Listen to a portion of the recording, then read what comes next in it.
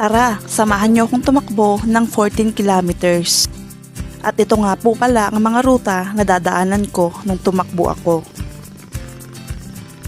Medyo makulimlim pa nga din po dyan at nagbabadyang uulan nga din. At ito nga po pala yung mga nangyari nung tumakbo ko. Kaya enjoy lang sa panonood. Stay tuned. Tara na sa adventure na ito. Nang maaga para tumakbo ulit. Try natin mag 10 kilometer. Maaga pa, maraming pumapasok na maaga. Narinig niyo ba ako? Yun.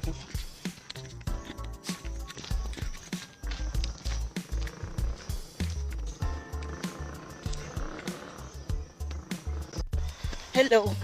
Ayun na, patakbo na.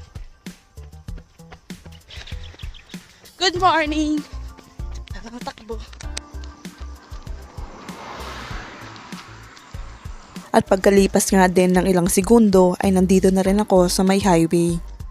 Medyo makulimlim nga din ang paligid niyan. At mukha nga ding uulan. Ngunit patuloy pa rin ako sa aking pagtakbo. At maganda nga ding tumakbo dito ng maaga dahil nga wala pang mga sasakyan na dumadaan. Merong mang dumadaan, ngunit paunti-unti nga lang. At wala nga din gaanong tumatakbo ngayong araw at dahil nga din pasukan nga.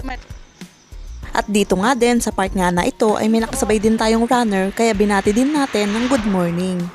At dito nga sa part nga dito ay may mga nakakasalubong na din tayong mga mambibilis na sasakyan. Kaya dito lang din tayo sa may gilid ng daanan para hindi tayo masagasaan. At pagkalampas ko nga dun sa may gawing ahon ay ayan, matatanaw mo na nga ang mga kabundukan sa iyong kapaligiran. At syempre may mga palayan din sa kapaligiran. Kaya yan, makakalanghap ka talaga ng mga fresh na hangin at matatanaw mo yung mga halagang hayop ng ibang tao. Syempre hindi mo tanim yan o hindi mo halaga yan. Kaya talagang napakagandang tumakbo dito. Syempre magbike or kung trip mo naman ang paglalakad, pwede rin dito dahil nga napakaganda ng mga tanawin at daanan. At ayun na nga, kung matatanaw nyo nga sa kalangitan ay ayan na medyo kumukulimlim na at nagbabadya na nga ang umulan. Kaya medyo binilisan ko na nga din yung pagtakbo ko para hindi ako abutan ng malakas na ulan. Pero kahit naman umulan ay tuloy-tuloy pa din yung pagtakbo ko. Rain or shine, eka ko nga diba? Pero wag lang yung sobrang lakas na ulan, yung may kasama bang kidlat, wag ganun kasi talagang nakaka-aksidente yun tsaka delikado. At habang nga ako tumatakbo dito sa may kalsada, ay may mga nakakasalubong din ako nagwo-walking at nagja-jogging dito. And syempre, ginigreet ko din sila. Pag nagigreet sila sa akin, syempre, papansinin ko lang din naman din sila kung papansinin din naman nila ako, diba? Para hindi awkward.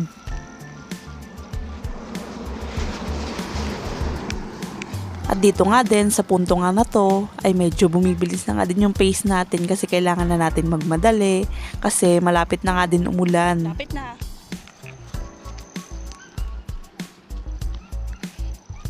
At dito nga din, sa part nga na ito, ay siguro ay mga naka 7 kilometers na rin tayo. Kaya ayan, dire-diretso pa din tayo at tuloy-tuloy sa ating goal ngayong araw.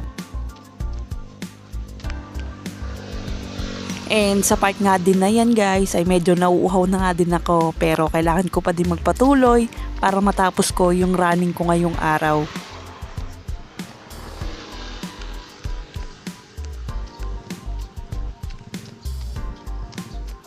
Ngayon lang din kasi ako tumakbo ulit ng long run katulad nitong 10 kilometer nito or more than 10 kilometer pa.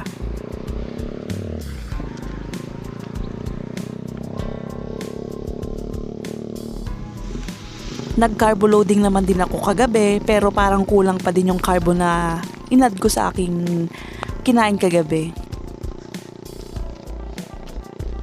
At medyo natambay din tayo sa ating mga running plan kaya ito nagbabalik loob tayo sa ating running journey kaya keep on watching guys. And kung gusto nyo pong sumama sa akin or sumabay, tara po, takbo rin tayo.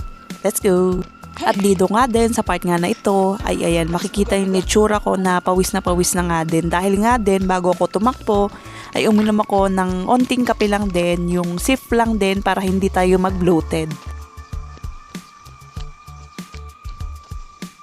At buti na nga din ay nakatulog ako ng maayos kagabi para din may energy ako ngayon sa aking pagtakbo. Tara na. And dito nga din sa part nga na ito ay malapit na nga din ako sa goal ko or location na gusto kong mapuntahan gamit lang ang pagtakbo.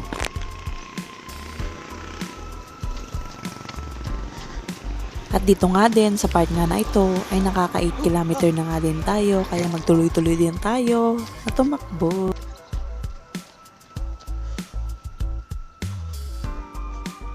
And nakaka-enjoy nga lang din mag-running kasi nga dahan-dahan or mabagal mo nga din nakikita or natitignan yung mga lugar na natadaanan mo lang pag ikaw ay nakasakay sa sasakyan.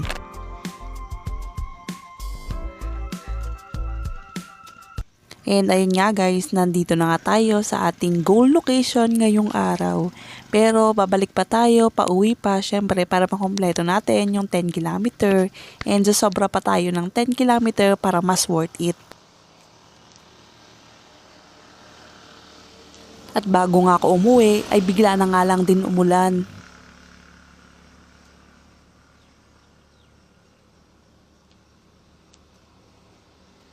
Kaya inayos ko lang din yung gamit ko na pwedeng mabasa or maulanan habang ako ay tumatakbo.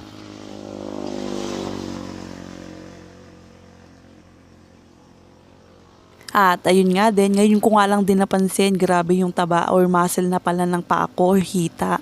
And medyo nag-skinny na din yung binti ko, kakatakbo ko and workout. At dito nga, sa part nga na ito ay time-lapse na natin para mabilis din tayo makarating sa finish line. And dito nga din, sa part nga na ito ay pauwi na nga din ako. At syempre, tatakbo pa din ako pauwi.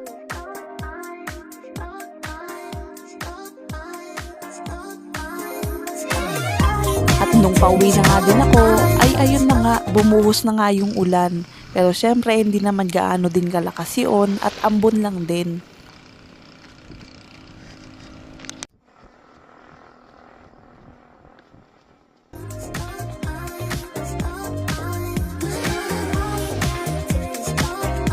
And huminto muna din ako saglit dito sa may puno na para humulto pag tinitingnan ako ng mga tao. Kasi tinitigan talaga nila ako kasi nga para humulto dito, nakakulay din pa ako.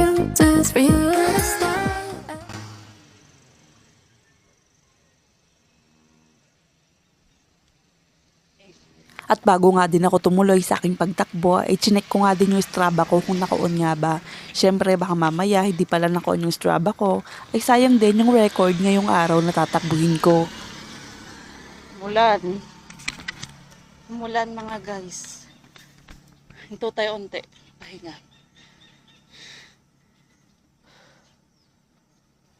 Babasa yung cellphone natin.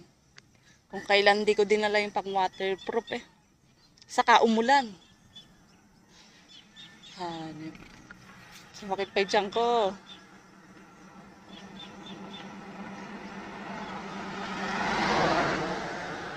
Pauwi na nga at mukha na akong multo dito sa gilid sa puno pa. Tabi po. Ay, nako, buhay. Kaya pa hanggang 10 kilometers. Lagpas pa to hanggang bahay. Yun lang, bye!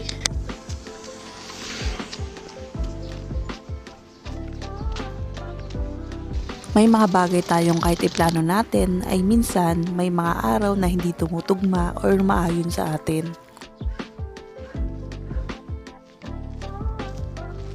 Hindi man tumugma yung plano na gagawin ko ngayon, alam ko maybe next day siguro, mas malayo pa yung matatakbo natin. Syempre malayo na nga din yung narating natin ngayong araw dahil nga naka 14 kilometer tayo. Ayan, check nyo lang din sa aking Strava kung totoo ba. Syempre totoo yan. At ayan, makikita nyo dyan yung destination, location. Yun lang, salamat sa panonood. Thanks for watching guys and supporting. Bye-bye! Enjoy running and run safe. Bye! Baba for the go.